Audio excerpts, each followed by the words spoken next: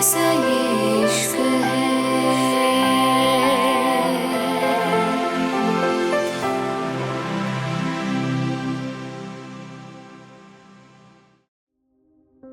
मुंबई अचानक से थप्पड़ लगते ही आरू का चेहरा दूसरी तरफ घूम गया था और थप्पड़ मारने वाले का चेहरा देख के रिद्धिमान और अल्याना दोनों हैरान थे। अल्याना की आंखों से आंसूने लगे थे। वो बेताब हो गई थी। उसकी पलकें झपकना भूल गई थी। कुछ यही हाल आरू का भी था। वो सामने ऐसे देख रही थी जैसे उसने कोई भूत देख लिया हो। रिद्धिमान, जिसके चेहरे पे अभी तक सिर्फ हैरानी था, अब वहां सुकून था। वो धीरे से बोला, आपको इतनी जल्दी नहीं आना था। मॉम सस्पेंस खराब कर दिया। जैसे ही रिद्धिमान ने यह कहा था, अचानक ही उस औरत ने उसको पलट के देखा था और गहरी सांस लेकर बोली, लेकिन जब जुल्म हद से ज्यादा बढ़ जाए तो सामने आना ही पड़ता है बेटा, और यहां तो बात मेरी बच्ची की थी। जैसे ही उसके मुंह से ये शब्द निकले थे, अल्याना, जो कि सिर्फ हैरान सी खड़ी थी, अचानक उसकी आंखों से पानी बहने लगा था। सामने खड़ी औरत और कोई नहीं, सारा जिहान राठौर थी।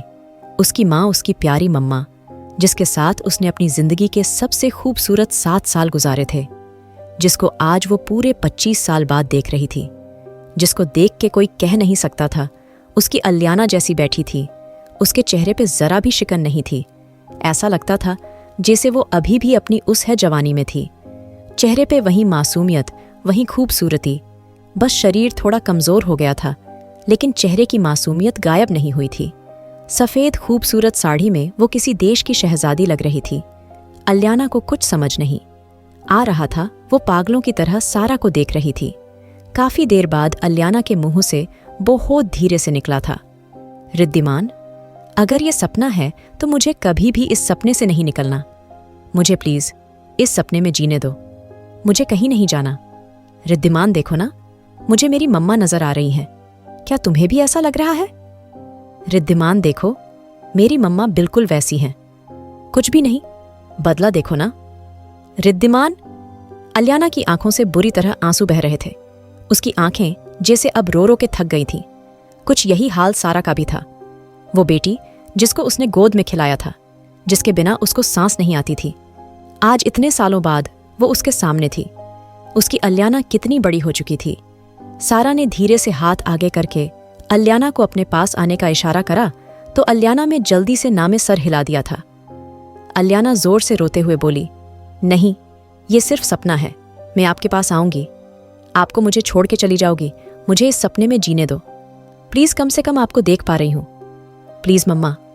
अल्याना को रोते देख सारा धीरे धीरे कदमों से उसकी तरफ बढ़ने लगी थी। अल्याना धीरे धीरे पीछे जाने लगी थी। उसके दिमाग ने काम करना बंद कर दिया था और वो जैसे ही और पीछे हुई, अचानक से पीछे से रिद्धिमान ने उसको पकड़ लिया था और जैसे अल्याना होश में आई थी। लेकिन इससे पहले वो कुछ समझ पाती, सारा ने अल्याना को खींच के अपने सीने से लगा लिया था और जैसे अल्याना को यकीन आ गया था, ये सपना नहीं था, ये तो सच्चाई थी। ऐसी सच्चाई जिससे वो अनजान थी। सारा के सीने से लग के जैसे 25 साल का सारा दुख खत्म हो गया था। वहीं खुशबू, वहीं सुकून, जिसकी छाए में उसने 7 साल गुजारे थे।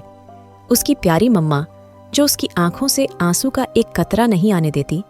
उसकी वही मम्मा जो उसकी हल्की सी चोट पे बेचैन हो जाया करती थी। उसकी वही जिसने उसको पता ही नहीं चलने दिया था जिंदगी में कोई दुख होता भी है। अल्याना पागलों की सारा से चिपकी हुई थी और फिर अचानक ही उसकी आंखों के आगे अंधेरा आ गया था और वो बेहोश हो गई थी।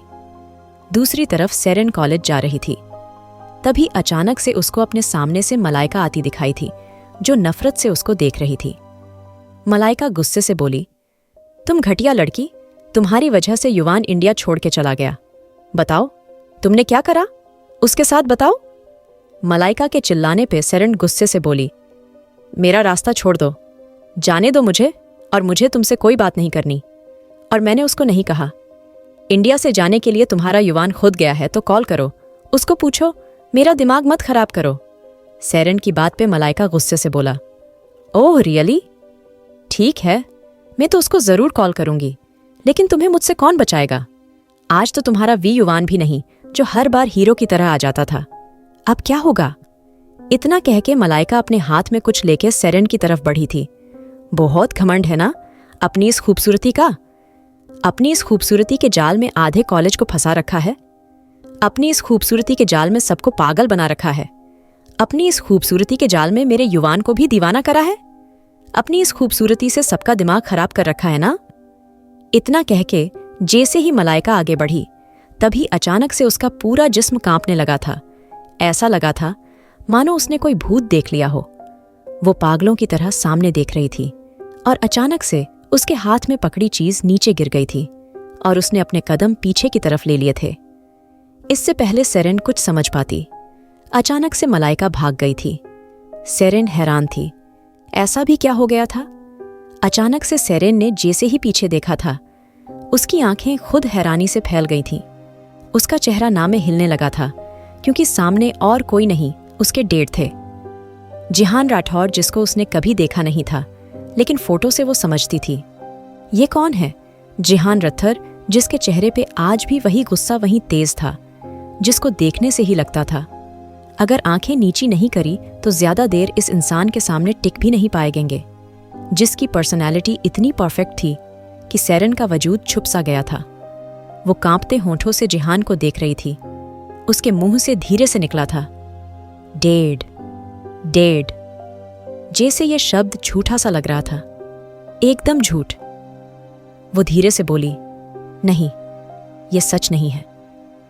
अभी उसने इतना ही कहा था जब जिहान की ठंडी आवाज उसके कानों में पड़ी थी, सेरेन। और बस जैसे जिहान के इस शब्द ने बरसों से जमी बर्फ को पिघला दिया था, सेरेन की आंखें सुकून से बंद हो गई थीं। उसके मुंह से धीरे से निकला था, डैड। और अगले ही पल वो किसी 2 साल के बच्चे की तरह जिहान के सीने से लगी बुरी तरह रो रही थी। इस वक्त आसपास कोई भी नहीं था। अगर होता तो उसके इस तरह रोने से हैरान हो जाता था। सच में सेरेन बच्चों की तरह रो रही थी। उसकी आवाज इतनी तेज थी, जिहान की आंखें भी नम हो गई थीं। जिहान राठौर, जो पूरी दुनिया पे राज करता था, आज उसके बच्चे इस तरह जी रहे थे। जिस बेटी को दुनिया की हर खुशी मिलनी चाहिए थी, वो बेटी कैसे इतने साल अकेली तड़पी थी। आज उसके बच्चों को जो भी दुख मिला था, जो भी दर्द उसके बच्चों के झेला था, उसका जिम्मेदार वो था। अगर वो उन दोनों से दूर ना होता तो वो आज इतनी मार टूटती। वो जानता था अलियाना समझदार थी, सब समझ जाएगी। लेकिन सेरेन, वो तो ठीक से बड़ी भी नहीं हुई थी। जिहान यही सब सोच रहा था जब सेरेन ने हल्का सा मुंह उठा के ऊपर देखा था। मैं कोई सपना देख रही हूं, है ना डैड? आप तो जा चुके हैं ना, पर यह सपना कितना खूबसूरत है डैड। सेरेन का चेहरा लाल हो चुका था। ऐसा लगता था इतने दिनों से जो दर्द उसने अपने दिल में छुपाया था, आज वो दर्द सामने आ गया था। जिहान सेरेन के सर को चूमते हुए धीरे से बोला, यह सपना नहीं है सेरेन, तुम्हारे डैड तुम्हारे सामने हैं, तुम्हारे पास हैं, देखो। जिहान की बात पे सेरेन ने नजरें उठाई थीं तो उसके चेहरे पे अजीब सी मुस्कान आ गई थी। वो तड़पते हुए बोली, ये सपना नहीं है, ये सच है। सेरेन अचानक से जोर से हंसने लगी थी, जैसे किसी बच्चे को उसका मन पसंद खिलौना मिल गया हो। ये तो जादू था। उसके डैड उसके सामने थे कैसे? अचानक से सेरेन हंसते हंसते रोने लगी थी। जिहान बस अपनी बच्ची को देख रहा था। उसकी वो बच्ची जिससे उसने वादा करा था उसकी आंखों में एक आंसू नहीं आने देगा। आज वो बच्ची कैसे रो रही थी। सेरेन जल्दी से बोली, डैड, आप सच में यहां हो? मुझे यकीन नहीं हो रहा, सच में डैड। अभी सेरेन यही बोल रही थी जब फिर से रिद्धिमान उसको गले से लगा लिया था। वो अपनी बच्ची से इतने साल बाद मिल रहा था। उसको खुद यकीन नहीं हो रहा था।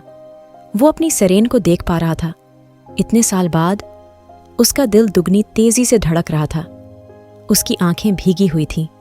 सेरेन ने जिहान की शर्ट को तेज पकड़ लिया था और उसके सीने में अपना सर छुपा लिया था। अब उसको किसी से डर नहीं लगता था, किसी से भी। उस दुनिया का कोई भी आदमी उसके सामने खड़ा हो जाए, वो अब नहीं डरती थी। उसके साथ अब उसके डैड थे। उसको दुनिया में किसी से मतलब नहीं था। यही सोच के सेरेन जिहान के सीने से और ज्यादा चिपक गई थी। आखिर ये सिर्फ सपना है या सच में आ चुके हैं सारा और जिहान वापस अपने बच्चों के पास? आखिर क्या होगा अब आगे? अगर सच में दोनों आ गए हैं तो कहाँ थे दोनों इतने दिन?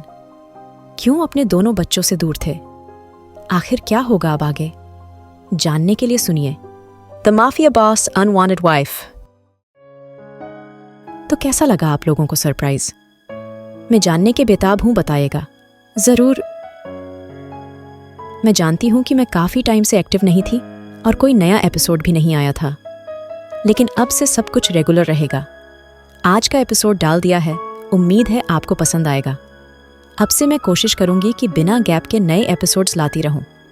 अगर आपको कहानी पसंद आ रही है तो प्लीज़ शेयर करना ना भूलें और चैनल को फॉलो भी कर लेना ताकि कोई अपडेट मिस ना हो। आप सबका सपोर्ट बहुत मायने रखता है। कमेंट में ज़रूर बताना आज का पार्ट कैसा लगा।